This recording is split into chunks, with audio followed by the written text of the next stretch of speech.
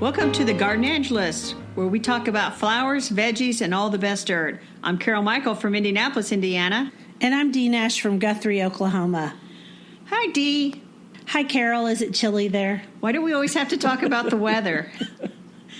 Because that's what gardeners do. It is. Chilly is an understatement today, March the 5th. It is 17 degrees.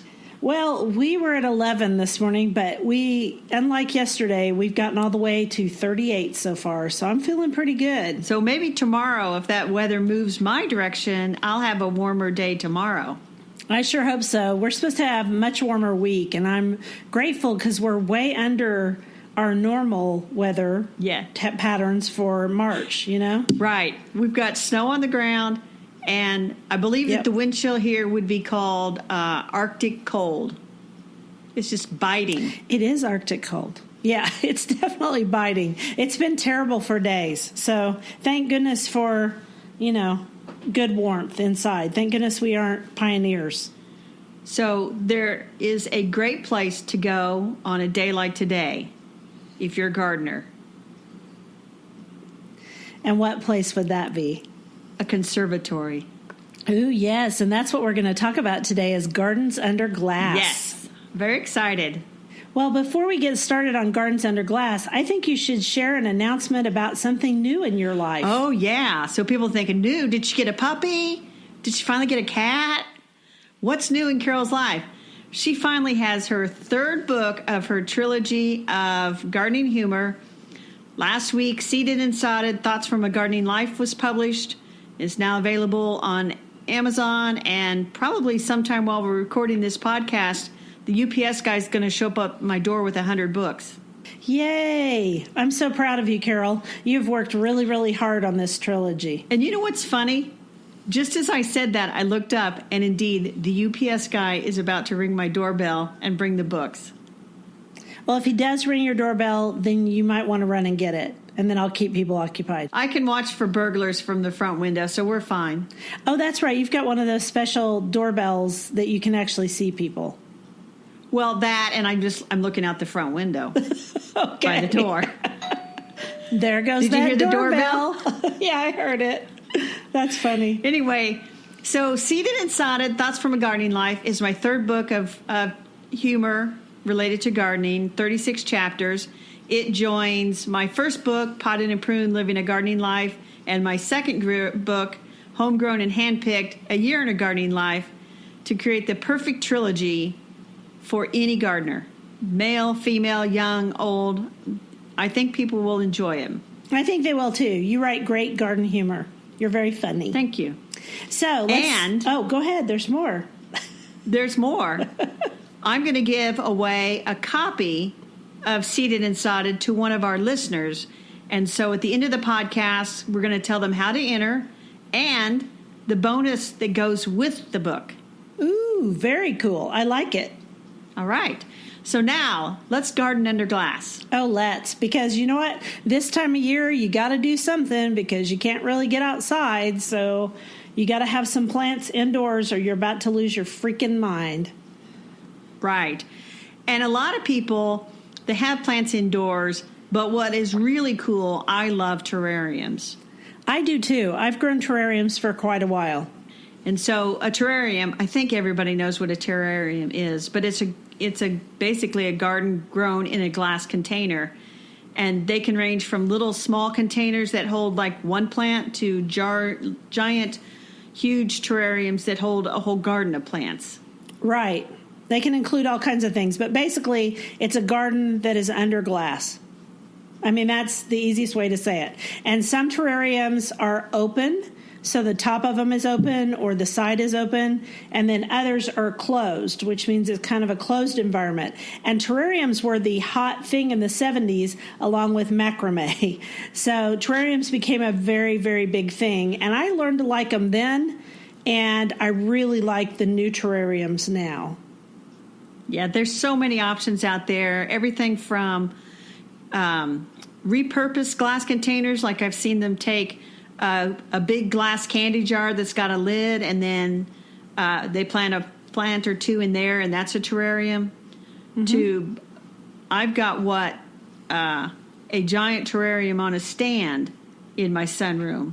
Isn't it like a Wardian case? Don't you have a Wardian case on a stand? Yes, it's like a Wardian case. And for listeners who don't know, Wardian cases were gigantic glass cases used by plant explorers back in the day to bring plants back alive from the far-flung corners of the earth, mostly taking them back from Asia or South America or even America over to England, where they were just mad for any kind of plant that didn't actually grow in England. Right, exactly. And they were created by a man named Ward, and I've got it on our notes, but I cannot locate it right now. Nathaniel, that's his name. Nathaniel Bagshaw Ward is the first person who came up with the Wardian case, because he noticed that when he went on a voyage and tried to bring back plants packed in sawdust or packed in other materials, that some of them dried out, some of them rotted. And he also couldn't control the temperature very well. But with a Wardian case, he could control all of those things to a certain level. The temperature would be the hardest part, but a Wardian case is a case that you can open and close, and I have one too. Mine just sits on a table. And so I put all kinds of things in my Wardian case, and I change stuff in and out of it all the time. I don't actually keep the same plants in it all the time, but I have a great terrarium. I have about 4. Well, I've had 4. I think I have 3 terrariums right now. And I do best with the closed terrariums. I've tried the open terrariums, but I can't ever keep the environment quite right. And so I have decided that closed terrariums are more my style. I think a case of right plant, right place. That with the right plants, I do too. An open terrarium does really well. And so the right plants might include less obvious terrarium plants like cactus and succulents would do better with it open and a little bit drier. I agree. That's true. But you know what? Another reason they needed the closed Wardian cases on those long sea voyages back to England was because they needed to preserve the moisture around the plants, because fresh water was a commodity that was a finite supply on most ships. And so short supply. Yeah. So if they didn't have enough for the men to drink, the men, and we think of swashbuckling pirates at this point, and seafaring captains like, Captain Cook or something. Yeah. The people came before the plants, and so sometimes they just didn't have enough water to keep the plants going. And so another very popular thing to collect was the seeds, because if they got there in the right season, seeds were easier to transport. They were easier to transport, but as you know, some things you can't get as seeds, and so they'd try to bring back cuttings, and sometimes that worked, sometimes it didn't. Also, we should point out that on these voyages, the plant hunters were way down on the totem pole of passengers. True, true. And the plants, right? Yes. They usually kind of hitched a ride, so they had to be especially conscious of being very careful with their finite resources. So what do you want to talk about next? How to make a terrarium? Yeah. Let's talk about how to make a terrarium. So let's just say, well, first, let's just say you want to do a basic terrarium. And the most basic terrarium I can think of is when you get over your tropical fish phase of your life, you're left with this 10-gallon aquarium. And that's a good container. Wait a minute. You had a tropical fish phase? Well, didn't everybody? No, I did not. My dad had loved tropical fish, so I guess I never had a phase because he went through it. But tell me. My dad always had tropical fish, and we enjoyed him, and he really enjoyed it. So I decided, because I didn't have any pets, that fish would be a good first pet for me, because I grew up with tropical fish. So I got an aquarium, and I got some fish, and there came time to select the plants for the aquarium, to aquascape it. So they pointed to the wall with all the plastic bags full of plastic plants in every color conceivable. And I thought, those are plastic plants, not my thing. But they had this tank, and they had like real plants, live plants. And I thought, that's what I'm going to have in my aquarium. So I planted live plants in my aquarium, and I had fish, and everything was really going well, Dee. They really grew, and the plants grew so well that it was like it was like an Amazon jungle inside the aquarium. So how are those fish doing with the plants taking over their space? Well, they were doing all right. I hadn't lost but a few. Good. But A few. Okay. I bought tropical fish that they said would go well with live plants, like neon tetras. I remember. I don't remember much else, but I remember them. Anyway, one day there was so much growth in that aquarium. I looked at it and I thought, I really need to trim back some of those plants. So I rolled up my sleeves, plunged my hands in the aquarium, and I trimmed up the plants. Dee just made a face, listening audience, when I said that. I don't like the idea of sticking my hands in an aquarium. My husband has a pond. I have to deal with the pond as it is. Anyway, fish poop is not my thing unless, of course, we're fertilizing plants, and then it stinks. But go ahead. So anyway, I trimmed them up, and things looked a little bit better. And then about a week later, I woke up one day, and the tank was just almost consumed by a big algae bloom. Oh, yeah. And so I think I messed up the whole ecosystem in there. So that was pretty much, I was kind of over it at that point. And I was down to about 3 fish. And I called my sister who had like a 6-year-old boy. And I said, hey, you think he'd like an aquarium? And she says, oh, yeah, he'd love that. I could not drain that fish aquarium fast enough. I put the little fish in a little bowl and chunked that thing over to her as fast as I could. But assuming you didn't get rid of your aquarium, assuming you still have it, you think that's a good thing to start a terrarium with?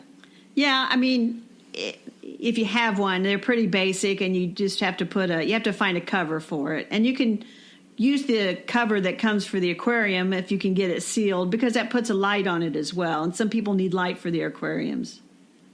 Okay, so this is my tip on terrariums. Go ahead. I say go buy a glass jar that has a lid. In fact, they sell them as giant cookie jars at the major stores. I'm not going to name names. You can buy one for like $5.99. You can also go to those discount stores like TJ Maxx, Marshalls, that type, and you can almost always find glass jars. Because when I started liking terrariums again, I went on a glass jar hunt, and some places are really expensive for the same jars. Oh yeah, but you want a pretty jar that has a glass top. And my best one, I'm holding my hands up because I don't know how big that is. I'm thinking it's about 9 inches, across, and it's probably 12 or 13 inches in height. Has a real pretty little ball on top. And I have had plants in that terrarium for about 3 or 4 years. That's great. And they've done just fine. Yeah, because it's all enclosed and I don't have to water it very often. In fact, if you have a closed terrarium, at least in my case, I only have to water them about once a year. That makes sense because they produce their own moisture. Their little ecosystem gets going, and they get plenty of condensation as the plants transpire the water. It kind of condenses and drops back down to the soil, and you create like your own little kingdom, your own little earth. I think that's why I like them. It's my own little earth. I think I love them, actually. So in this one, in your notes that you made, you talked about adding gravel and charcoal. Yes. The activated charcoal sort of helps to,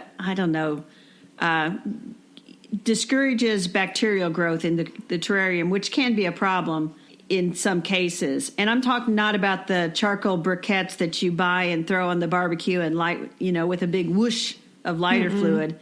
I'm talking about horticultural charcoal, and sometimes it's called activated charcoal. And most plant stores or garden centers will have small bags of this. And so I put a layer of just like pea gravel. And the depth sort of depends on the size of the container. The bigger the container, the deeper you probably want to make that. Then a nice layer of the charcoal. And then on top of that, some sort of clean potting soil. I don't think you can get sterile potting soil, but clean potting soil. So let's be clear on this. All right. So I've never used activated charcoal in any of my terrariums. I know people do, but I've never had to use it. I do use a layer of gravel. And oddly enough, I put my gravel on top of the potting soil, and that works too. It doesn't seem to matter. But the big issue is, I think, if you are going to do this, you want to buy very clean pea gravel or whatever type shells, whatever type of layers you put in this, because some people put layers for attractiveness. And there's also some stuff written about how we aren't supposed to do layers now, but I can tell people that it doesn't matter. I've done it with layers, without layers. It didn't matter a bit. You just want to make sure it's clean. Whatever you put in there needs to be super clean. So you want to use potting soil, like open a new bag of potting soil. Exactly. Do not use soil out of your garden. Okay, so you've done all this and you've kind of dampened it, right? So yes. that it's damp, moist. And then you add your plants, right? Exactly. Then you add your plants. So simple. Well, it sounds simple, but I don't know. I mean, it's kind of simple, I guess. I mean, you've got to be careful not to put like I've done times where I picked 3 little tiny plants and thought it'd work great, all tropical, in my closed terrarium, but somebody always wants to grow way faster than the other 2. Exactly. I was going to say, you want to, without being all matchy, you want to have plants that have similar light, moisture requirements, and that probably grow at about the same rate. For example, philodendrons can grow fairly quickly. So, oh my goodness, don't put those in a terrarium. They're not a good terrarium plant unless you want like instant. Yeah, and then all you'll do is trim back those philodendrons the rest of your life. So, no, and then succulents are really attractive, and there are tons of succulents out there, but succulents don't go well with tropical plants. Right, and succulents need to go in an open terrarium. Open. Leave the lid off. Right. There's always a picture going around, like on Facebook or Instagram, of somebody who has a closed terrarium that's been growing since 1970, and it just looks like a big, lush, perfect amount of growth. And that is like one of in a million. It's even a myth. So I would say it's fake news. Yes. So don't think of a terrarium as a permanent planting. It's not like putting a tree in your yard where you want that sucker to live for 20 years. You want it to be attractive, but you also want to be willing to pull plants out if they die. You want to be able to replace plants. Maybe even in my Wardian case, sometimes when I have actual plants in it, I like to actually keep them in their own clay pots, and that way they're easy to take out and replace with something else if it's going through a sort of an icky period, or maybe I put a calancho in there that was blooming, and it's not blooming, I take it out and I put something else in there. So that's another tip. I completely agree on the Wardian case. Mine has I have some moss that's always in there, that reindeer moss. But after that, yes. I just switch stuff in and out all the time because things get tired, and it also isn't the perfect environment. So mine isn't. So I just switch things in and out. It's more of a decorative thing in my garden, in my house. Yes. You can find, if you don't have either the patience for a terrarium, or you don't want to have space for it or whatever, you can create that look of a terrarium by inverting like a piece of glass over a plant. Like a cloche. Like a cloche. Yes. Mm-hmm. Should we explain what a cloche is? Yes, Dee. Go ahead. Tell them. A garden cloche, it's called a cloche because it came out of France. It's C-L-O-C-H-E. And it is a glass container or another type of material, but they started out as glass.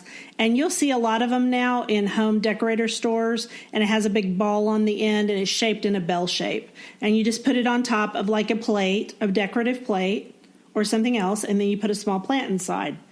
Right? Yes. Yes. And I I have a gigantic glass cloche that I never take out to the garden. No. And I like to do exactly what you said. For the springtime, Easter time, I go buy some little violas that are blooming, and you can put those in a pot or 2 or 3, put it on a pretty plate, and then put that cloche over it, and it makes a nice centerpiece. It makes it look like you went to visit Terrain and bought one of their really expensive things. But you always have the garden clothes, so you can just switch them in and out. I have 3 or 4, and I do not normally put them outside because they're glass and it's too easy for them to get broken. Even though they originally were created to be in the garden to cover something if you were going to have a freezing temperature overnight. So, yeah, sort of like a portable cold frame. Yeah, exactly like that. What shall we talk about next? Well, once you get into terrariums and tropicals, then the natural thing is to want to go visit like the terrarium you can walk into, which is otherwise known as a conservatory. And we've been to so many conservatories, on garden tours with GardenCom and other opportunities to travel and see gardens. We have. Unfortunately, we often go to gardens in the summertime when it's hot, and the last place you want to be is in a greenhouse or a conservatory. But the place you want to be on a day like today when it's 19 degrees out is inside a conservatory with all the lush tropical growth. Right, because you can go breathe some oxygen and see some green and the light that comes through. We should talk about that a little bit, that anytime you put something under glass, it intensifies the light. So you want to be careful with your terrariums about putting them too close to a window. They need a little bit of, don't put them in the shade, but they need more like morning light than afternoon light in a terrarium. The same thing with glass houses. That's why we don't go in them in the summer, because they're hot unless they're air conditioned. Some are air conditioned. So you've actually been to a couple in England that I have never been to. I have. I went on a trip to England, my first trip to England, and one of the reasons I went on that trip was because we went to Kew. And Kew is known for its palm house and parterre. And the palm house is that everybody's seen, anybody who's ever looked at greenhouses online has seen the palm house at Kew. But unfortunately, the year I went, it was undergoing restoration, and it was completely encased in like this rubber plastic stuff. So even though the outline of the house was there, I did not see the famous palm house and parterre. I did see the temperate house, and it was pretty cool too. But I've got to say, we've seen some beautiful and amazing greenhouses, conservatories in the United States too. We've seen the one at Biltmore in Asheville. We've seen the Phipps Conservatory in Pittsburgh. The Atlanta Botanical Garden has one. In other words, we can't forget the Buffalo Botanic Garden, because we've been to it twice. And its conservatory, they actually had wonderful food for us in it last time. So we've been to some really great places. We've been to the 3 that are in Chicago, and we've been there twice. And so I feel like we're really grateful. I went through a stage where I was an absolute nut about conservatories, and that was because I wanted a greenhouse of my own. And you got one. I did. I wrote for Lowe's, Lowe's. I wrote for Lowe's for 3 years, and I saved every bit of money I made from it. And with it, I bought a greenhouse from a company in Boston.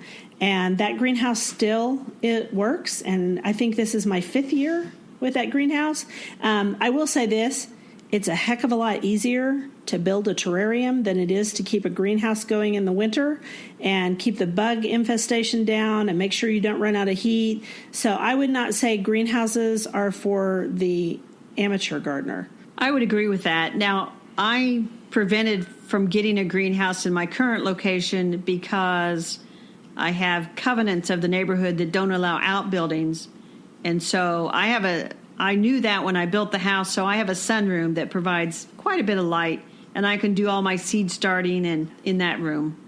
I sometimes start seeds in my greenhouse, but mostly I just overwinter cuttings from last year of all of the tropical plants that I grow in my summer garden. But I usually I may start my seeds out there, but a lot of times because the light still isn't good enough, I use my seed starting station in the basement. That's what I use because it has lights, and I can really control how much light the plants get, and also the temperature. My greenhouse is not a super warm greenhouse. I keep it about 50 degrees because I also have citrus in there. Yeah, and if you keep it like at 70 degrees, that is an expensive heating bill in the wintertime. In our both of our climates. Yeah, I would say it's expensive anyway, because mine has, people ask me all the time how I do it. I have 2 stages of heat. I have both propane heat and I have electric heat. And so, yes, it's not a cheap thing to do. Now, I have a friend who bought a really expensive greenhouse from one of the English ones, and I think hers is all like central heat. And so I don't know what her bills are like. She just got it I think it was just this year or last year, but good on her. Her name's Teresa. When I was a kid, I used to order those greenhouse catalogs and just try to convince my dad to put a greenhouse out in our backyard, but I never really got him convinced to do it. I would love to have a Hartley greenhouse, but they're like $40,000 to $50,000, and that just seems a little extreme, even for me. Well, yeah, that is quite a bit of money. You have to really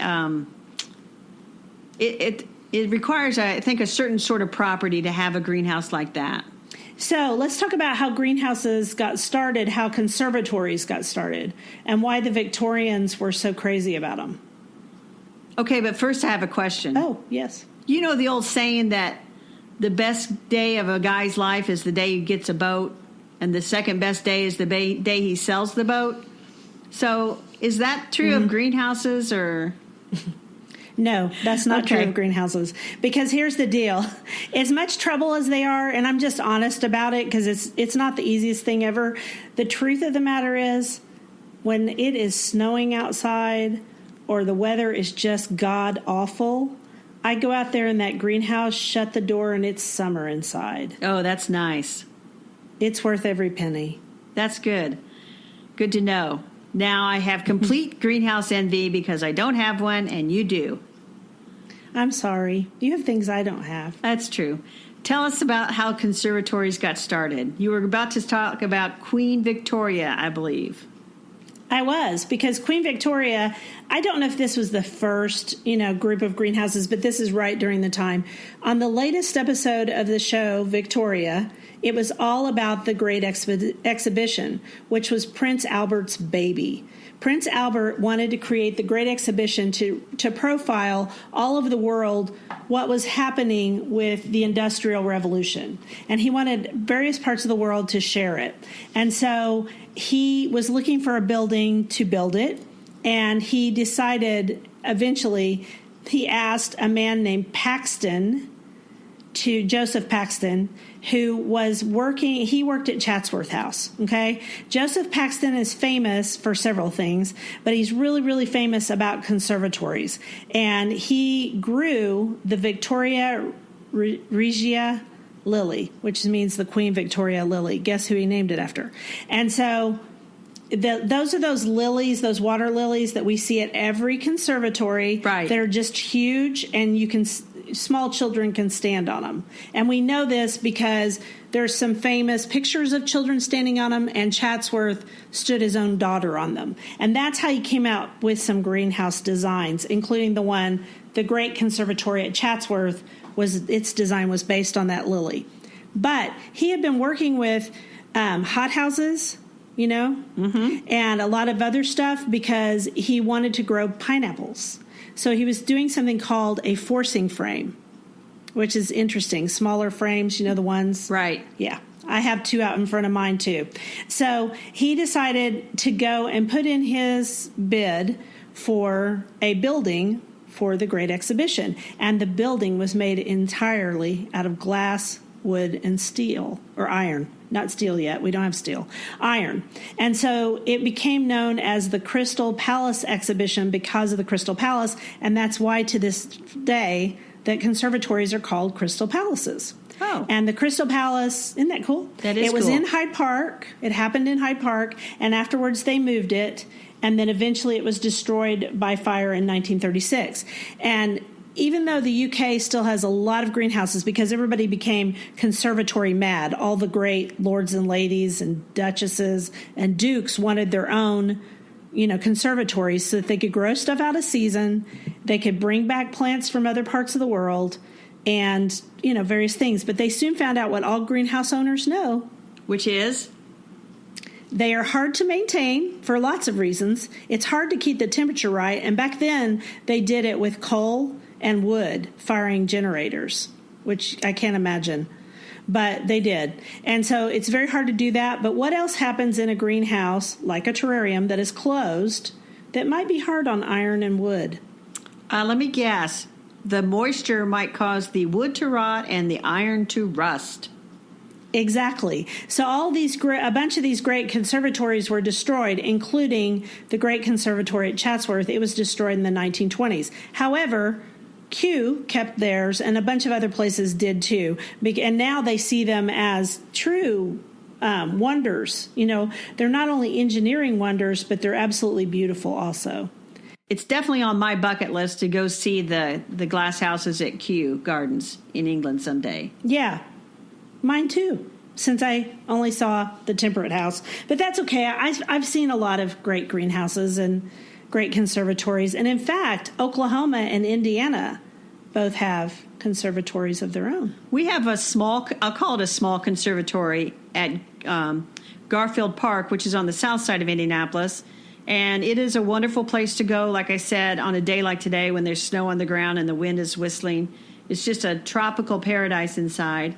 And they're great about doing all kinds of different shows. They might bring in some bonsai, or they always have a big poinsettia display at Christmas. Right now, I think they have tulips that they force into bloom. So that's a great place. And then up at Newfields, which is the name of the Museum of Art now, instead of calling it the Indianapolis Museum of Art, they call it Newfields. They have a small greenhouse conservatory that people can go into. Tons of orchids in there, and it's always a pleasant place to step into on a winter day. Aren't there several houses kind of in a row, like three smaller ones at the Museum of Art? That's how I remember it. Yes, you've been to both of these. I remembered that one. I have, and I love them both.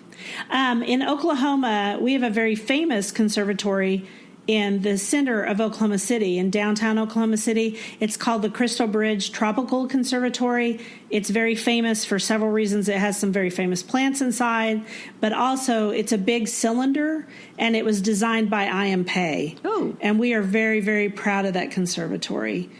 And they also run shows every year throughout the year, and I've been there a lot. In February, they always have an orchid show, which I really enjoy. And then there are two smaller greenhouses, but what's special about those is that they are Lord and Burnham glass houses, which are made in the United States. And one is called the Ed Lycan Conservatory in Oklahoma City's Will Rogers Park, and then Tulsa's Woodward Park also has one too. And the one in Tulsa is a bit smaller than the one in Oklahoma City, but the one in Oklahoma City almost completely rotted, and they remade the whole thing. And they even made the curved glass. And there's only one place in the world where that curved glass is made anymore. So it was pretty special when they redid it, and we'll link to that too. In fact, I wrote a whole post on the one in Will Rogers Park. It no longer has a bunch of plants in it. It's more used as a wedding venue, which it makes a beautiful wedding venue. But the one in Tulsa's Woodward Park still has plants, or it did, when I was there 6 months ago. Which reminds me, I almost forgot about one other conservatory in Indianapolis, and that's out at the zoo at White River Gardens. They've got one as well, and it's because it's affiliated with the zoo, I guess. There's always at least once a year that they have a big butterfly exhibit, and you go in and there's all kinds of exotic butterflies floating around, which is kind of cool.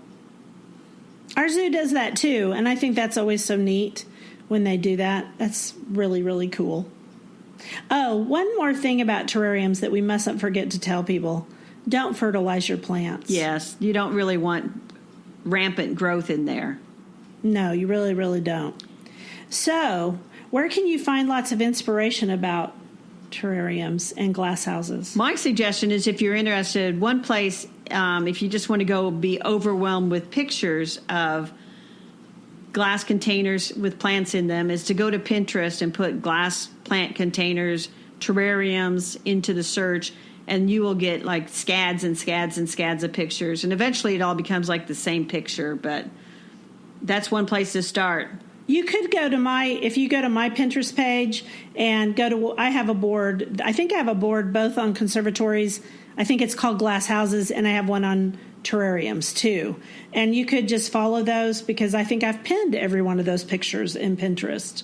and then you will see them over and over again. We'll put a link to your Pinterest page in our notes as well. Okay, I'll go look for it. And then the other thing is I have the book called The New Terrarium by Tova Martin. It's from Timber Press, and she's got a ton of great ideas that aren't really that traditional, hey, my old fish aquarium is now a terrarium idea. She's got all kinds of interesting glass containers, plants, ways to display them. It's really a fun book. I have that book. I love that book. So this is the special surprise, Dee. I was looking around. I have 2 copies of this book. Nice. So for one lucky listener, I'm going to send them the new terrarium as a prize, plus a copy of my new book, Seeded and Sodded: Thoughts from a Gardening Life. And so all they have to do to enter is go to our Facebook page and leave a comment to let us know they're entering. And then from that, we'll draw a random person in about a week, and we'll put this on the show notes. We'll draw a random person, and then they will get copies of both. That sounds wonderful. That new terrarium book is a really good book. She came and spoke in Oklahoma City for the Oklahoma Horticultural Society the year she put that book out. And I actually got to meet her. And she, even though I've talked to her on the phone and interviewed her for articles before, it was great to meet Tova. She's a very generous gardener and a really kind person. So I think that's cool. And she's got great taste in terrariums. She does. She has great taste in houseplants because Yes. she lives in a very cold climate, so she has to have houseplants. Yes. So one last thing before we go. We got to tie in vegetables, of course. Yes, because this is about flowers, vegetables, and all the best dirt. Everybody that grows seedlings inside in a flat and they put a dome over the flat once they sow the seeds, they're actually creating a little miniature terrarium in some sense. They are. Or at least growing under a plastic dome. Or growing, I mean, it's the same principles as growing under glass. My glass greenhouse isn't glass. It's actually 3-ply or 4-ply plastic because I live in dangerous Oklahoma. So you can't have a glass house that has glass. Right. So that's another, so people think that terrariums are kind of exotic. Well, guess what? When I start my tomato seeds, I'm putting them in sort of a terrarium-like environment until my little seedlings come up.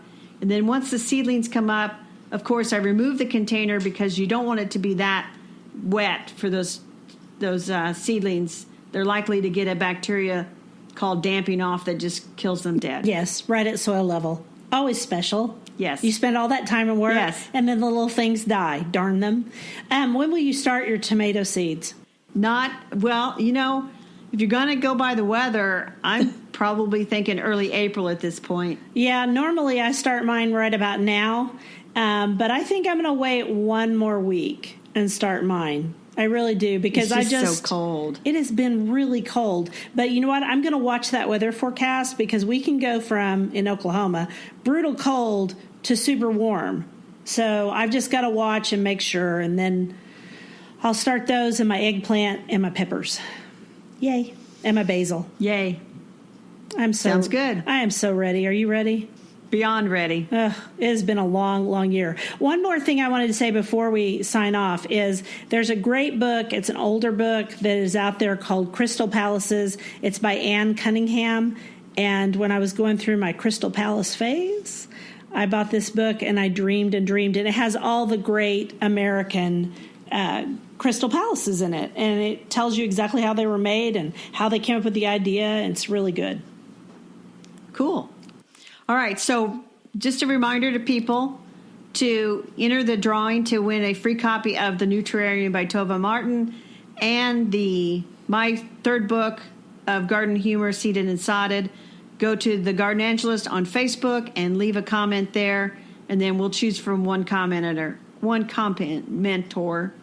to win the books. Right. One person who comments will win. It'll be, and they need to live in the United States, the continental United States, because unfortunately, mailing things to Canada and overseas costs an absolute fortune, and we don't make any money right now. Exactly. All right. So we told people we're on Facebook as the Garden Angelist. We're also on Instagram, and we're on Twitter. You can email us at thegardenangelist@gmail.com. You can also can subscribe to us, and I just put up a post on our Facebook page showing people how to subscribe, find a podcast, including ours, and how to subscribe to it on iTunes. There are also ways to do it on Google Play. We're now on Spotify too. Just search for us online and hit that subscribe button, please. And then you won't miss any episodes. That's right, because sometimes we get busy and we don't get every picture up all week long. That's right. All right. Well, that's it for this week, Dee. Thanks for joining us and chatting over the garden gate. Bye. Bye.